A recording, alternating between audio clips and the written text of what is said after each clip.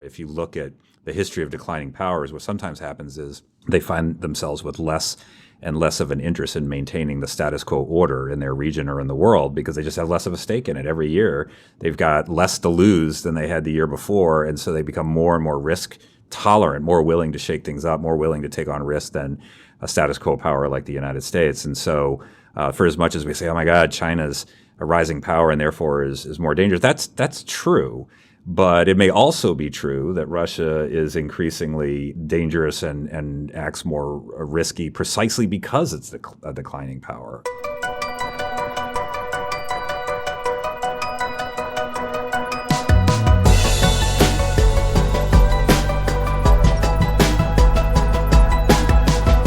Russia poses a threat to Ukraine again. But what about Russia's threat to the unity of Europe? What does all this say about the global perception of America's strength? Is Russia a declining power, or is Russia on the march? Could it be both? We asked smart and savvy foreign policy insider Richard Fontaine to help us think things through. This is Call Me Back. And I'm pleased to welcome my friend Richard Fontaine to the Call Me Back podcast. Hey, Richard. How you doing? I'm all right. Just for our listeners, before Richard joined the Center for New American Security, he had a long experience in the U.S. government in a range of national security positions. He worked in the State Department on the National Security Council of the Bush administration. He worked on Capitol Hill as the Deputy Staff Director of the Senate Armed Services Committee, which is one of the most important committees on Capitol Hill in terms of congressional, national security, national defense, foreign policy making. And he traveled all over the world with Senator McCain, which if we have time, we'll spend a minute on that. But Richard, before we get into Russia and Ukraine, just so our listeners kind of understand where you come at this from a big picture, where you come to your kind of national security worldview, can you just tell us briefly what the Center for New American Security is? Why was it founded, and how is it? Where does it fit in the spectrum of think tanks in Washington, D.C., working on foreign policy and national security work? Sure. The CNES was founded, we'll celebrate our 15th anniversary next year, so 14 or so years ago, by Kirk Campbell, who's now in government running the Indo-Pacific account at the White House, and Michelle Flournoy, who went on to serve as the Undersecretary of Defense for Policy. And it was founded as a think tank that would be a little bit different than the other national security think tanks around town. Some of the comparative advantages of our outfit are, one, we have a bipartisan staff, not just Republicans and Democrats and independents working in physical proximity, but doing completely separate things and arguing, but actually collaborating with each other on national security solutions to some of the big problems. Two, really close connections with the policymaking process, irrespective of party and the White House and in the government and on Capitol Hill, and a strong focus on the next generation of national security leaders. We pull in a lot of younger people with some innovative ideas and then launch them often into government service. And so it's a great place to be able to think about and connect with some of the great national security challenges of the day and try to formulate some policy responses to them. So speaking of one of the great national security challenges of the day, Russia and Ukraine. So last the world, it seems, or at least many in the U.S., had paid close attention to what was happening on the Russia-Ukraine border was 2014. So just to refresh the memory of our listeners, what happened in 2014? Because I'm trying to compare what's happening now to what happened in 2014. And what's interesting is, A, what happened in 2014, and how was it resolved, if it was? So in 2014, the president of Ukraine was Viktor Yanukovych, who tried, after originally for a little while trying to align more with the West, tried to align economically with Russia. And some based on an agreement with Putin and things like this. Protests broke out in response in the streets of Kiev and other cities. Ultimately, there was a real push for Yanukovych to go. He was not only trying to align Ukraine with Russia, but was deeply corrupt himself and had a number of other governance problems. He fled to Russia. There was some political instability in the country. Russia used this as a pretext to move Spetsnaz, Special Operations Forces with no insignia, into Crimea, the peninsula down in the south of Ukraine. Ultimately seized Crimea by force and then changed the borders in Europe by force for the first time since the Second World War, annexed Crimea, and that in the Russian mind now, although it hasn't been recognized by anybody around the world as part of Russia now. They have a senator in the Duma, things like that. The other thing that happened is in the Donbass region of Ukraine, which is in the east, bordering Russia, the Russians started to support separatists in that region, Russian-speaking separatists. So let's just spend a minute on that. So in eastern Ukraine, so basically the part of Ukraine that's closest to Russia's border, you have a large population that in many ways identifies with the motherland, if you will, more than it does with Kiev and Western Ukraine, right? They're Russian speaking, even though they live in Ukraine. They culturally feel more connected to Russia, even though they live in Ukraine. Generally speaking, yes, although there's also an urban-rural divide in eastern Ukraine, where folks in the rural areas sometimes feel more connected to Russia, and the urban areas feel more connected to Ukraine as a country. So there's some complexity there, but generally speaking, yes. I mean, the further west you go, the more of a Ukrainian speaking and Ukrainian identity you get. The further east you go in Ukraine, the more of a Russian you get. And this has always been a tool in Putin's toolkit, is that he knows inside Ukraine there is a population that he can tap into and gain sympathies from as he tries to challenge the political and security order in Ukraine. Yeah, exactly. And so in Ukraine, what Putin seems ultimately to want is a Ukraine that is aligned firmly with Russia. If he cannot have that, then the second best outcome is a Ukraine that is so off balance politically, so unstable, that it will not actually align with the West. It won't become a member of NATO. It won't be a host of Western troops and military equipment and so forth that he believes would threaten Russia. And so what you see in basically a low-grade war that has continued since 2015 in the eastern part of Ukraine is the Russian attempt to kind of constantly keep Ukraine off balance that way. So, there was very acute fighting that killed, well over 10,000 people in eastern Ukraine after the Russians stirred up the war with these partisans out there. And then there was this agreement, the Minsk Protocol. There was a version 1 and a version 2 that stopped the fighting. But it was pretty much a victor's peace because the Russians had inflicted, and their allies had inflicted such losses on the Ukrainians. And so there was a number of things that were agreed to in the Minsk Protocol that were never implemented, and to this day, one of Putin's major demands is the full implementation of the Minsk Protocol. And so, now fast forward to now, and not specifically to how this current crisis was sparked, but just how does Putin view Ukraine? I mean, as we get closer to the next presidential elections in Russia, there is this sense that Putin feels like he still has unfinished business in Ukraine.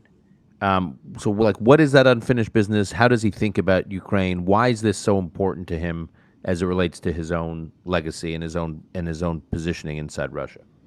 Yeah, but just to take one step even further back, I think it's worth looking just for a second at how Putin seems to view Russia's place in the world, which bears directly on what's going on today. And there are many things that are true about the Russian leadership in terms of them being a kleptocracy and brutal and all these other kinds of things.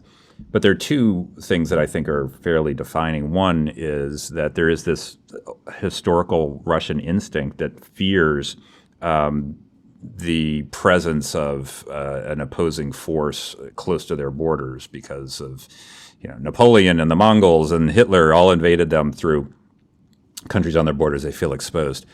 And so while we sort of think to ourselves, okay, well, it's crazy for Vladimir Putin to think that because NATO is in the Baltics or that because we have a relationship with Ukraine, this is somehow a threat to his rule in Moscow.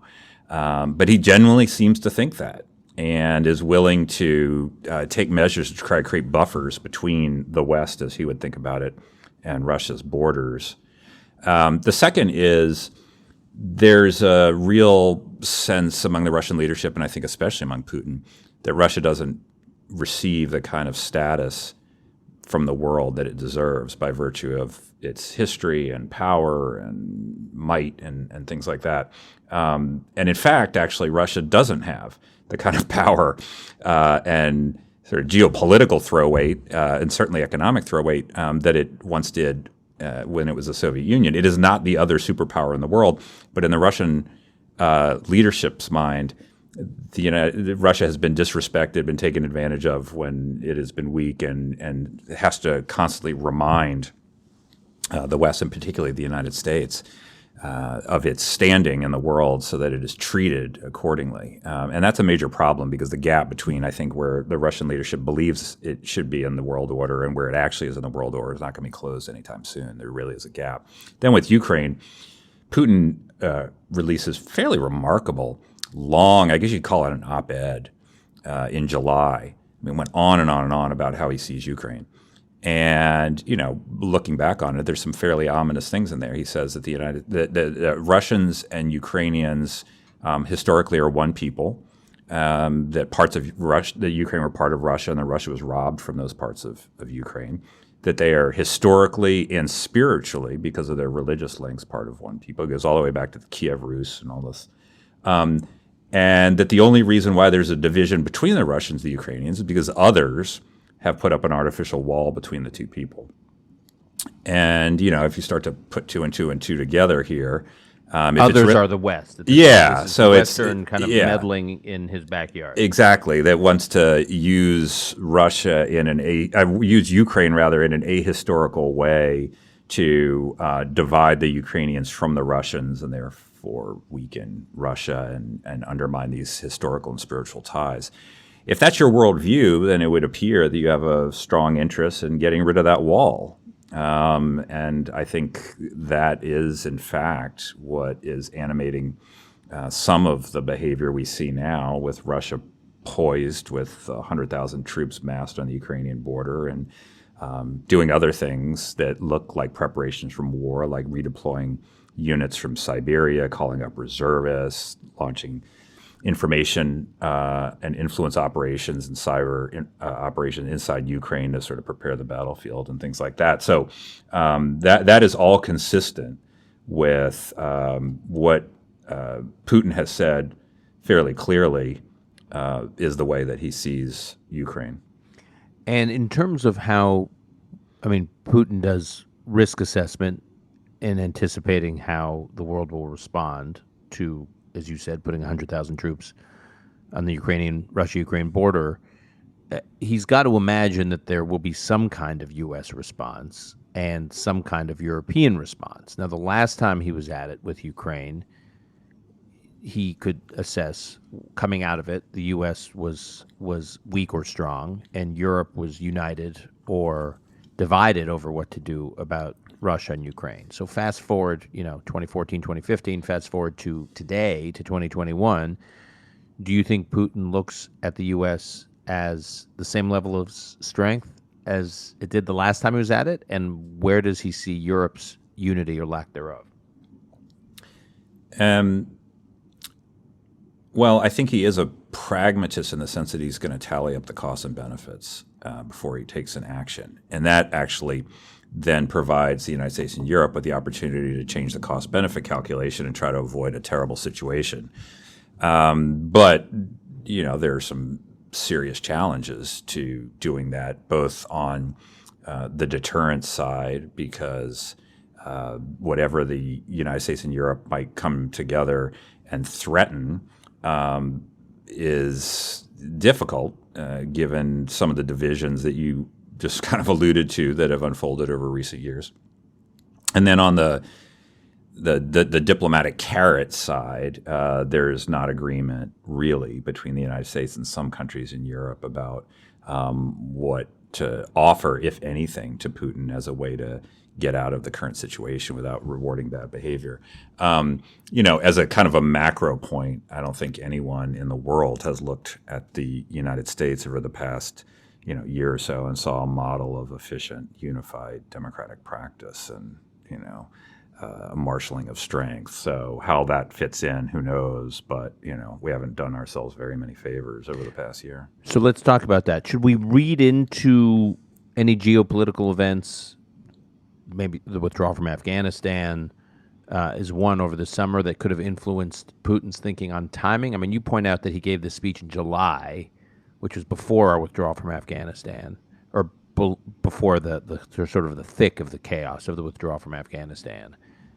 Is there anything that Putin sort of looked like? Why now? I guess that's my question. Why now? Yeah, I doubt that it's because of Afghanistan. I also doubted that the move on Crimea was, as some people said, was a reaction to President Obama not enforcing his Syria red line and showing American lack of resolve and weakness, and therefore he sort of marches in.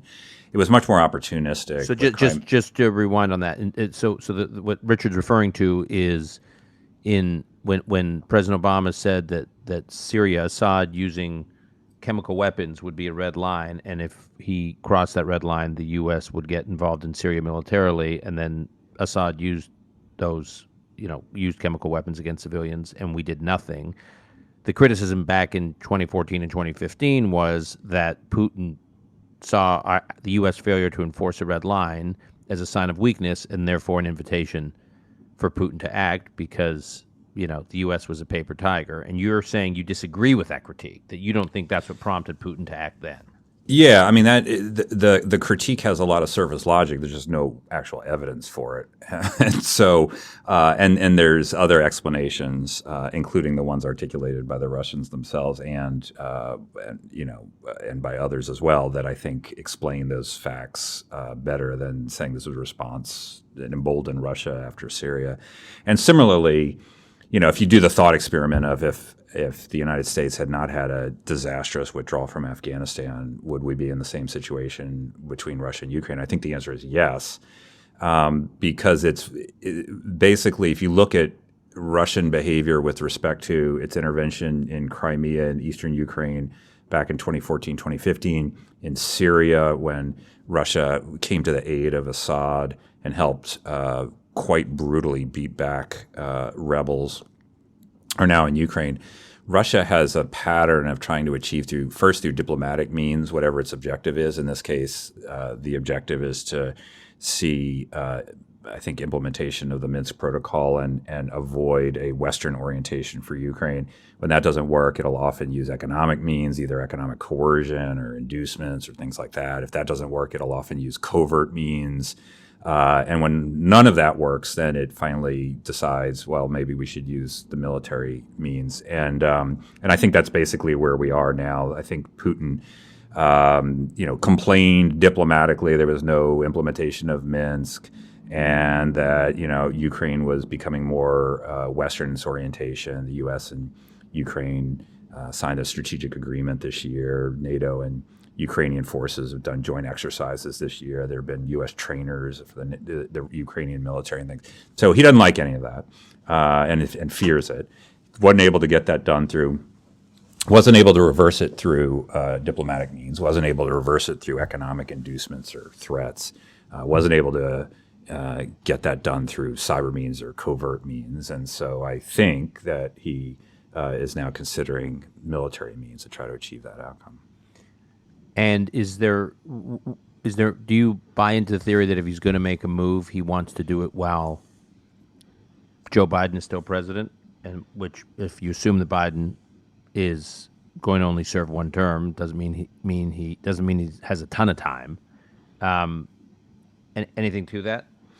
I don't know. That's a hard question to say. I mean, I don't know how much Putin or anybody else is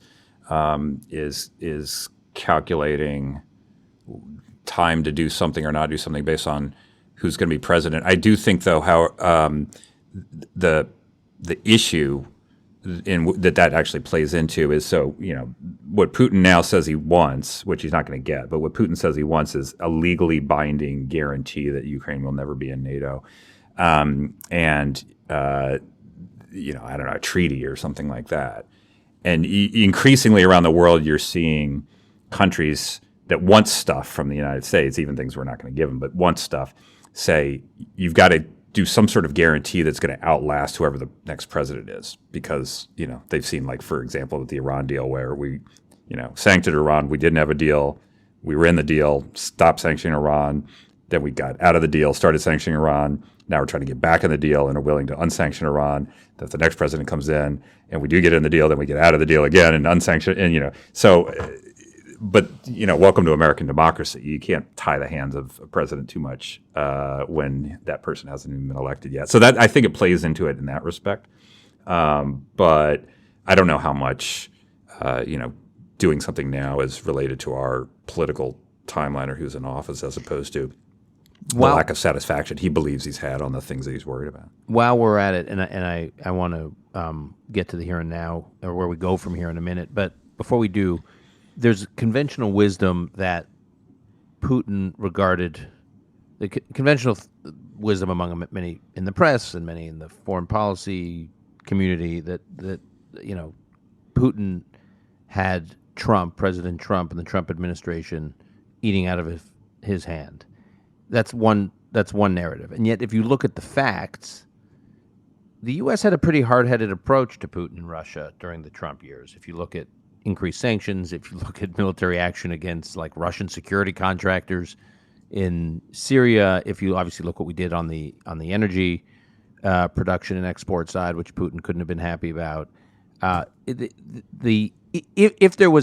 you believe there was a cozy relationship between Putin and Trump personally, it didn't reflect itself in terms of U.S. policy towards Russia. Where do you come down on that? Yeah, I think you're totally right. It was.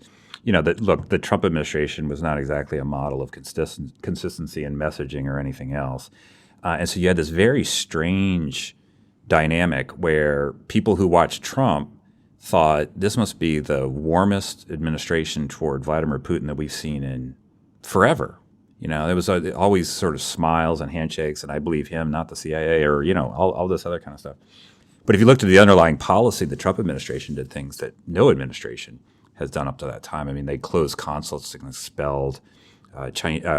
So they expelled Russian spies that were inside the United States acting under diplomatic cover. You mentioned the attack on Russian mercenaries in Syria. They provided lethal anti-tank weapons to the government of Ukraine when the Obama administration had declined to do so. They sanctioned the oligarchs, which had never happened before. You can go around and around and around. It was the toughest. They dramatically expanded the defense budget, so that alone sent a more muscular posture globally. So they did all of those things, which made the Trump administration's policy toward Russia, I think, by far the toughest of any since the end of the Cold War. At the same time as you had that American president who was overseeing all those policies speak in tones that were warmer toward Vladimir Putin since he had taken office. And so, when people wanted to look for an America that was cozy with Russia, they would listen to what Trump said. When they wanted to look at an America that was tough toward Russia, they would look at the underlying policies. And both were true at the same time. One of those peculiar things about the Trump era. Worthy of its own podcast. Yeah. So in terms of where we are now and where we go from here, do you believe there's going to be real military conflict between Russia and Ukraine in the next 12 to 18 months? It's definitely a possibility. I think that we're probably at the 50% mark or something like that. But the uncertainty associated with this is not fixed. I think that whether that happens will in part depend on what the United States does or doesn't do. And in that respect, I think that the combination of deterrence, specific threats of consequences for if Russia actually does take such a dramatic move as to move across the border and engage in a bloody war and try to seize territory by force, but also a diplomatic process in which the Russian leadership in particular can get some feeling of presence at the table It may or may not be enough to avert a war, but I think it's worth trying.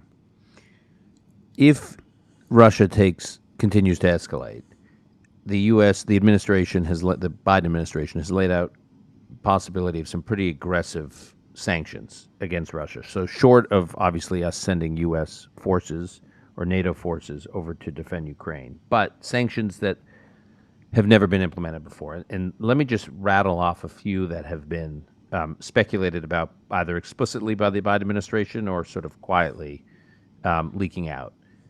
Canceling Nord Stream 2, sanctioning Russian sovereigns on the secondary market, sanctioning Russian state-owned banks, restricting imports of Russian commodities, barring Russia from the SWIFT system.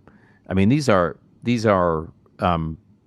be crippling to Russia's economy. By the way, they could also have a negative economic impact on the U.S., but I'll get to that in a second. But first of all, how serious do you think these kinds of steps would be taken by the Russians? Well, SWIFT in particular would be taking extraordinarily seriously. I mean, it's like nothing that's ever been done before. Right. I mean, we've done this to Iran. And just explain what the implications, what it would mean to kick them off SWIFT. Well, SWIFT is basically the payments clearinghouse for dollar-denominated payments, and Russia sells, like everyone else, its oil abroad, and the transactions take place. The dollar-denominated transactions take place through SWIFT. So it would make it extraordinarily difficult for them to export the one commodity they have, which is oil, and it would have a potentially really crippling effect on their economy. When the Iranians have done this, they worked around this by working out barter deals. They would trade oil to country X, and they'd get some credits in some other currency and something else. I mean, it just makes life very difficult for their economy. And in fact, the Russians themselves have said explicitly that they would consider this an act of economic war. So SWIFT, I think, is probably the most serious of the threatened sanctions, although I don't know whether the administration has specifically threatened that as a sanction or is just, this is sort of in the ether. But there are other very serious things too. I mean, canceling Nord Stream 2, which probably should be canceled anyway. Why? Well, because the whole point of reducing Russia's leverage over Europe and well, let me step back. So the Nord Stream 2 is a pipeline that would carry gas from Russia to Europe, and it would go into Germany and would basically provide Europe with some badly needed natural gas, particularly when global supplies are relatively tight and so forth.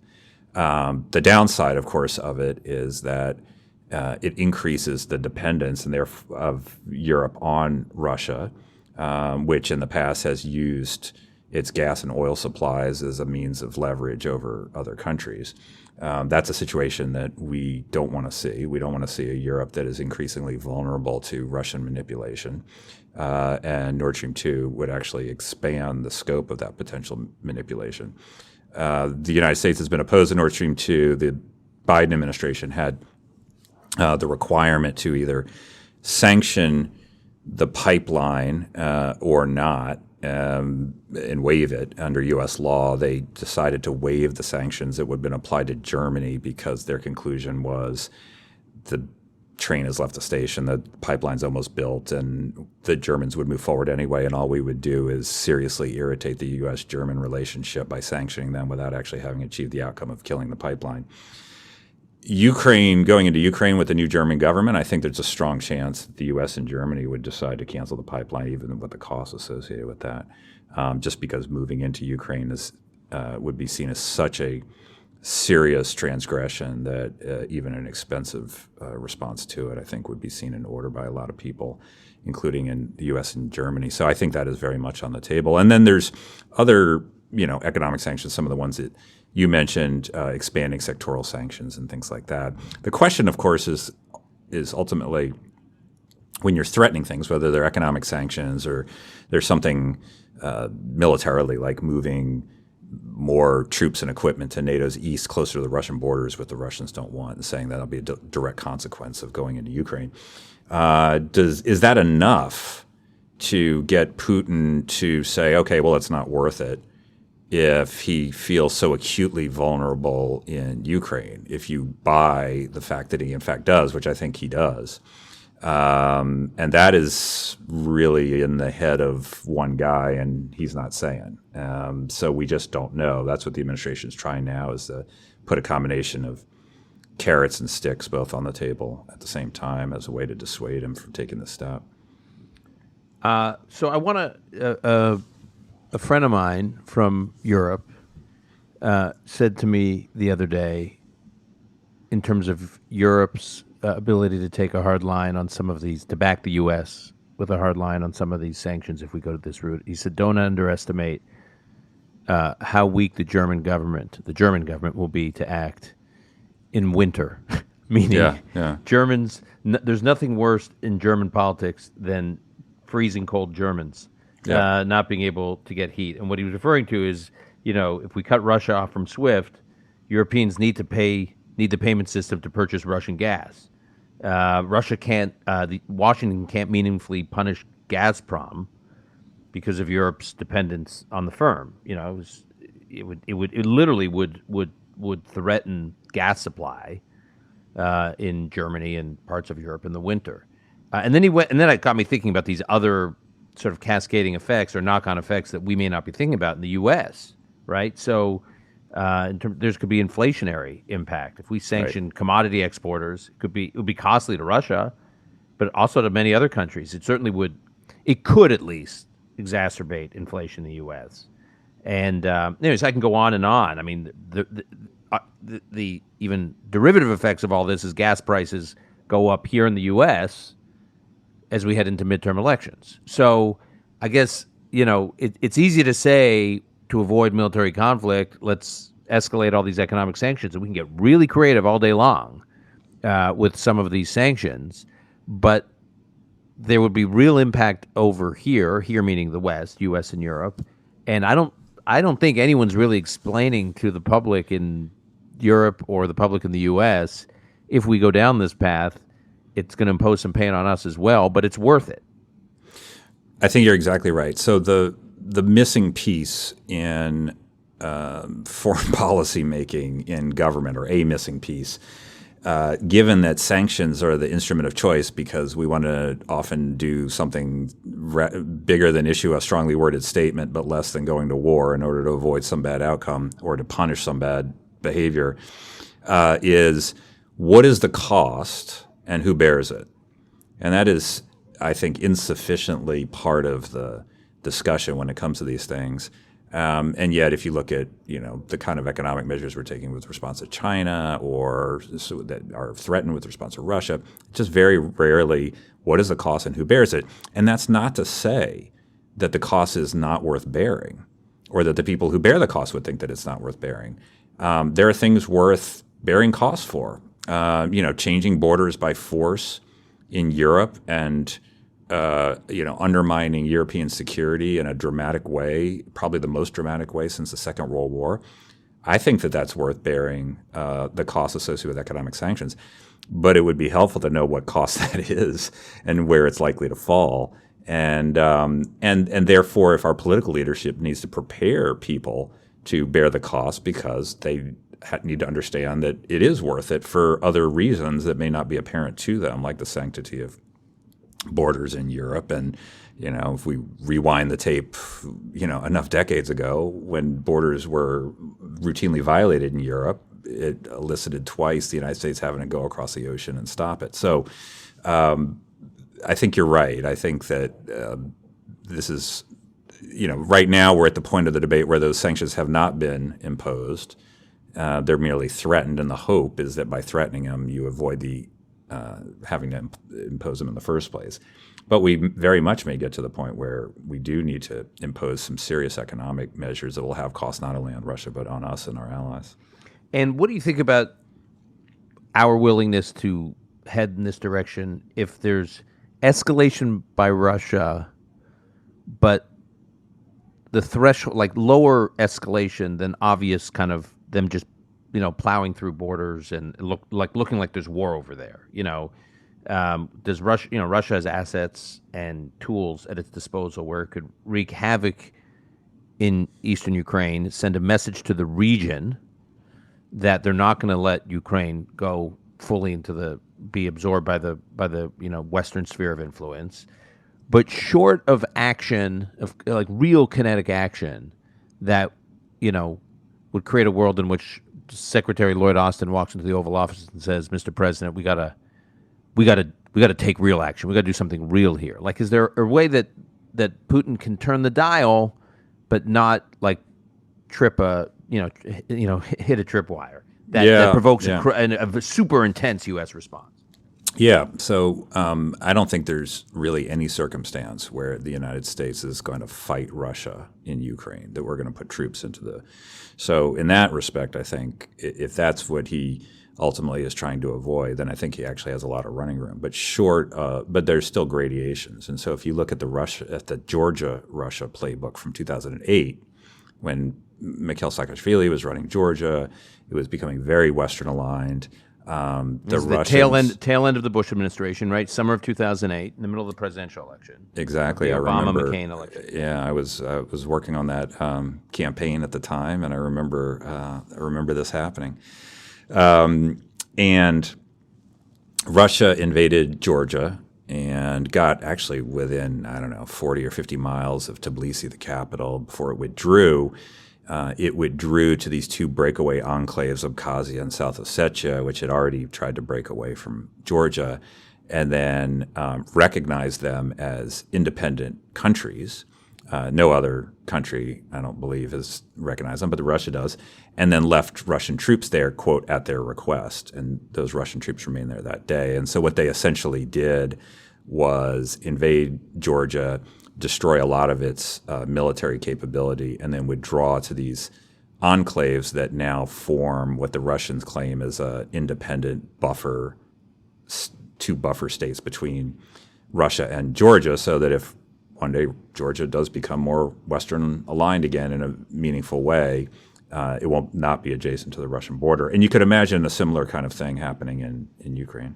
So we're looking at this crisis in isolation. The reality is there are 3, potentially 4 hotspots that could light up at any time now or over the next couple of years. One is Iran moving to full, as you and I talked about earlier, 90% enriched uranium, kind of real military nuclear capability. China making a move in Taiwan. So you could have, a crisis in the Taiwan Strait, a crisis in the Persian Gulf, a crisis that, in the Black Sea, sort of Russia-Ukraine focused crisis. You mentioned to me when we were talking earlier, North Korea could light up. What do you worry at all that, like, we tend to look at these problems as bite-sized problems? Like, right now we're dealing with Russia-Ukraine. That's our problem du jour. But that's not the way the world, and certainly people making plays around the world, think about these problems. And any of them, we could have a situation where they're all happening at the same time. Well, if you call up some of our friends at the State Department, you say, what are you spending, at least before the last couple of weeks when Ukraine-Russia has really flared up, what are you spending most of your time on? Some of them would have said Ethiopia. You've got the Tigrayan rebels that are at the gates of Addis Ababa. You've got this government there that is aligned with Eritrea. If things go bad there, the evacuation of non-combatants from Afghanistan could look relatively mild compared to the evacuation of people from Addis Ababa, given full-scale civil war in that country. And, Bob Gates has this line that for the past 40 years, we have a perfect track record at predicting the next U.S. war. We've always been wrong. So every time we think we know, the big issues that are sort of headed down the pike, then something else flares up. So part of this is the price of being a superpower with global interests and in multiple regions and having to deal with multiple things at the same time. But the kinds of things that we've just rattled off, Iran and North Korea and China and Russia, these are not small scale sorts of things. These are major potential crises. and the ability of the U.S. to respond adequately and appropriately to all of them simultaneously or closely adjacent to each other is going to be very daunting. So that is a reality. Just a couple questions before we wrap up. One, how should we think about Moscow's relations with Beijing, and whether there's like a real alliance there between Russia and China that we should worry about? There's not an alliance, but there's an increasing alignment. I was one of these folks that for years said, "Oh, there's so much more that divides these two countries and unites them. They can be the party of no against the United States and international organizations and things like that, but there's not too much that's real." I don't think you can deny anymore the increasing alignment between Russia and China. You can look at it from the economic perspective, Russian arms sales and oil and gas sales to China, or Chinese economic ties to Russia. You can look at technology exchange, which is increased. You can look on the military side, not only weapons sales, but also joint Russian-Chinese exercises in the South China Sea.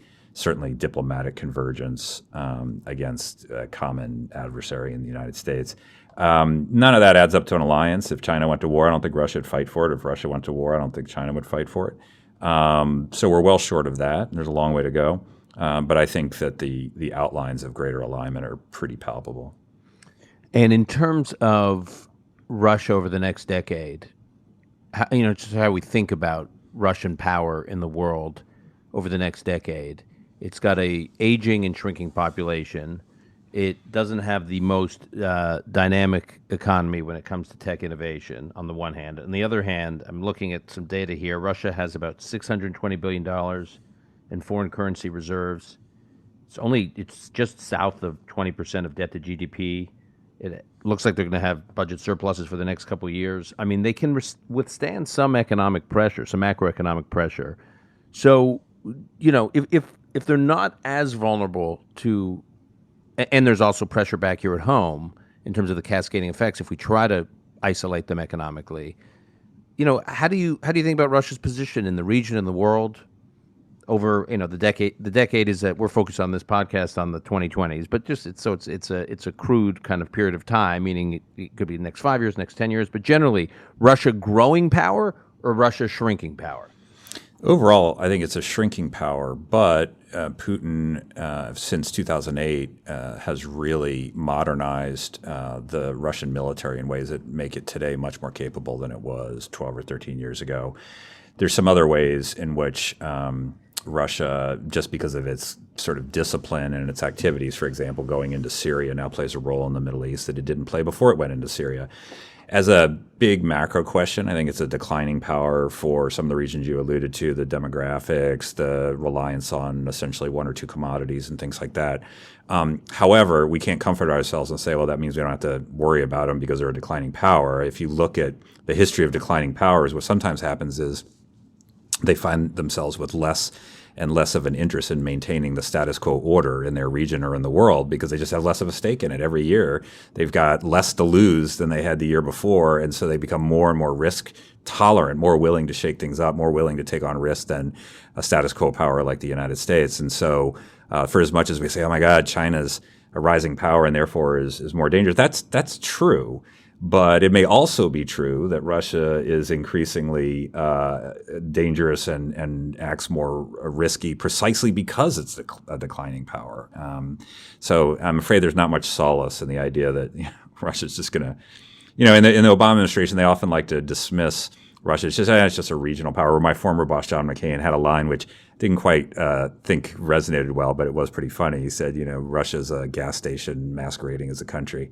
And, that's funny, but I unfortunately, I don't think that captures the entirety of what's going on, the dynamic. So before we let you go, you mentioned John McCain, and I mentioned this at the beginning of the conversation.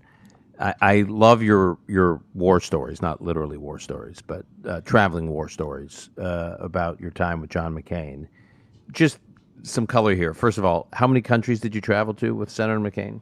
Oh, probably 40 or so, but some over of them, over what period of time? about 5 years, but some of them were serious repeats. Like we went to Iraq 10 times. It kind of became a favorite holiday spot for Senator McCain and ultimately for me. And there's Afghanistan. There's no one quite like him anymore in the Senate. I mean, I've been thinking about this recently as we look at the passing of Don Rumsfeld, the passing of Colin Powell, obviously the passing of George H.W. Bush, and the passing of John McCain. This whole generation, regardless of what one may think of any one of these figures and their sort of ideological disposition, one direction or the other on national security issues.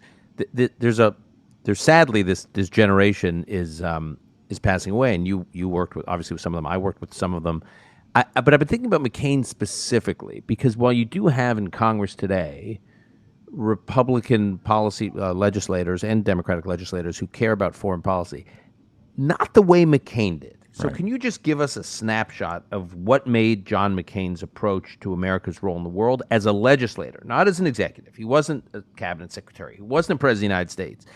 This is like unique to America's system in the world, that an actual legislator can become a major force on national security independent of what the administration does or who the administration is. How did McCain use his Senate seat in that regard? And because you had a front row seat to it. Yeah, he really was exceptional in that regard for a couple of reasons. One, this was the area that interested him most, and he spent an enormous amount of time and effort. Another was he had this very deep belief in American exceptionalism and American leadership and America as a force for good in the world, and thought that an inactive America was going to make the world a worse place for everyone, including Americans. And then he also had, this track record of having worked on these things for so long that if you got McCain behind something, you would get, probably 10 or 12 senators almost with a snap of a fingers who would also support what he was supporting, and then you could sort of build out from there.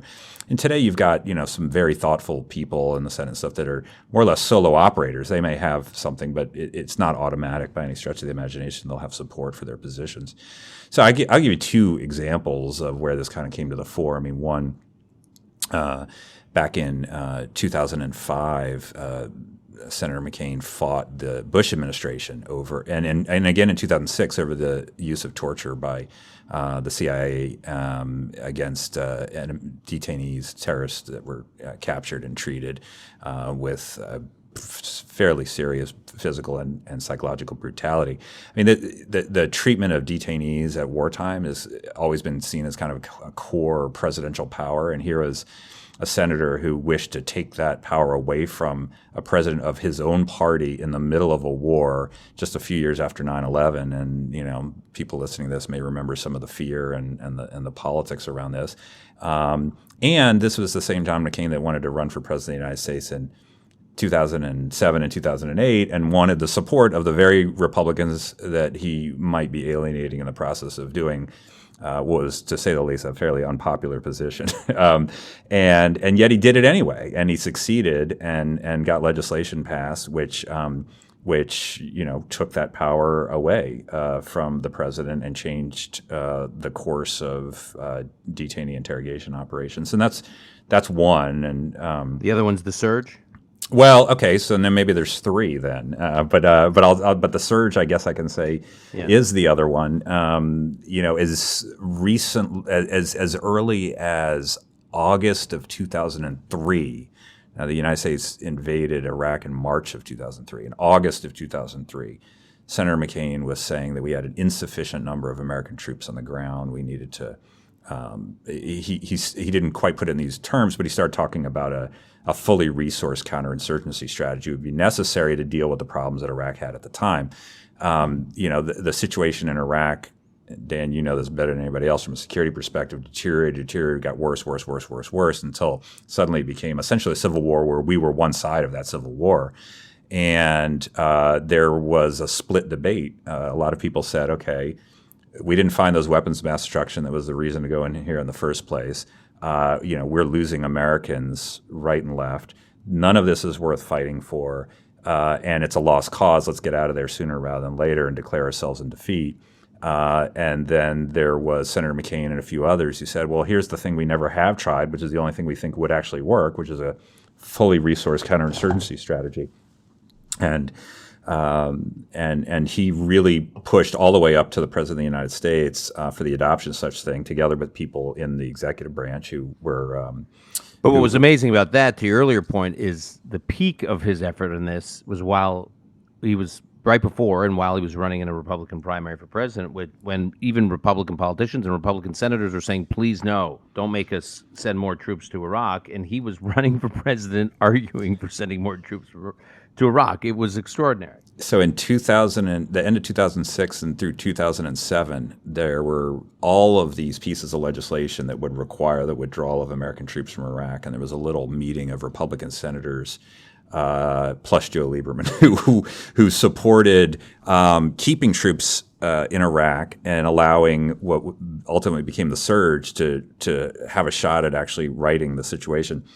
Every week, there were fewer and fewer senators who attended these meetings because fewer and fewer wanted to sign on to extending an extremely unpopular war in the name of giving, a last shot that we could actually salvage something decent from it.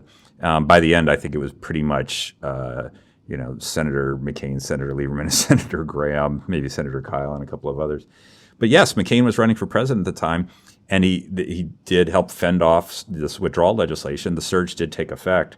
And between January of 2007 and September of 2007, violence in Iraq fell by 90%.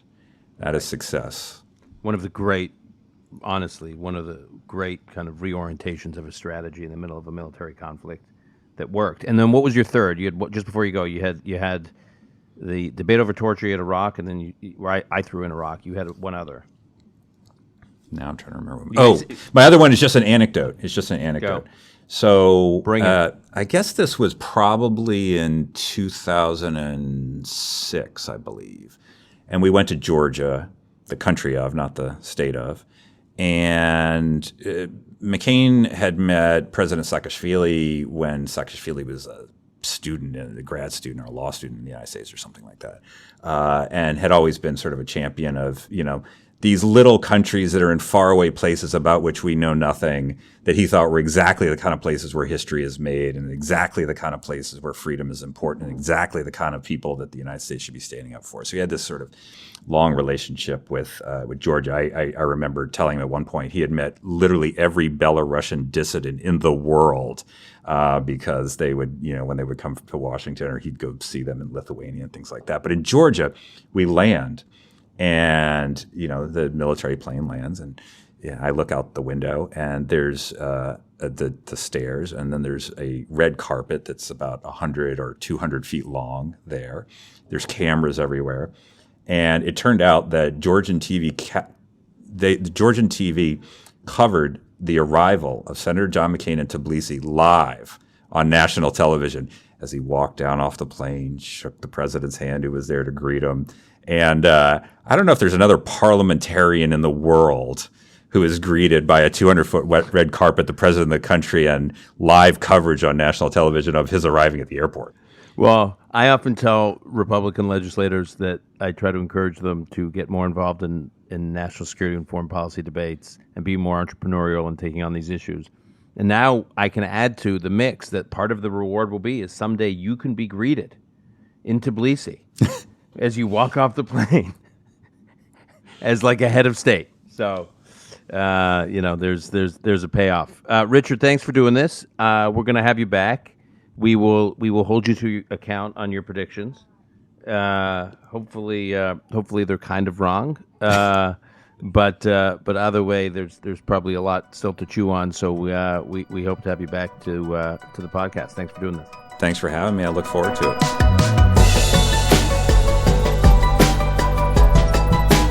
That's our show for today. To follow Richard Fontaine, you can go to the Center for New American Security website, which is cnas.org.